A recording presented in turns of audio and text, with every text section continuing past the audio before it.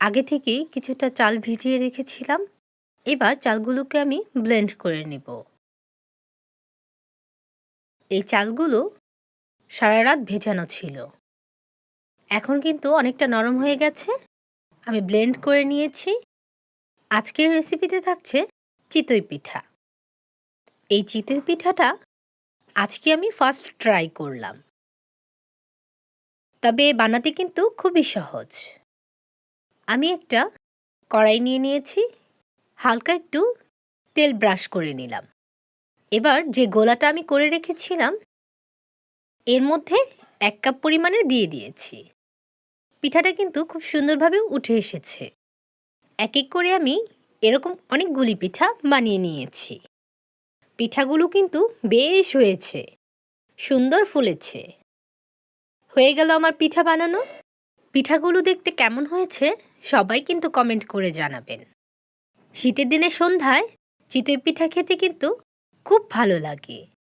চিতই পিঠার সাথে কিন্তু মাংসের ঝোল বা ভর্তা যেটাই হোক না কেন খেতে কিন্তু ভালো লাগে। তো যাই হোক, পিঠাগুলো আমার হয়ে গেছে।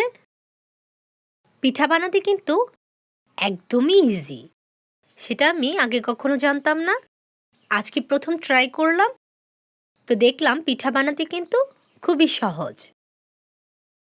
তো এই যে আমার পিঠাগুলো দেখতে যেমন হয়েছে খেতে ঠিক ততটাই সুস্বাদু হয়েছে।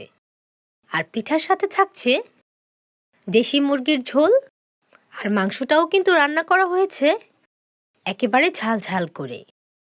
ঝোলটা খেতে কিন্তু খুব ভালো লেগেছে। আরও সাথে থাকছে ধনিয়া পাতা ভর্তা। ধনিয়া পাতা ভর্তাটা ব্লেন্ড করার কারণে একটু পাতলা হয়ে গেছে, কিন্তু খেতে কিন্তু বেশ হয়েছে।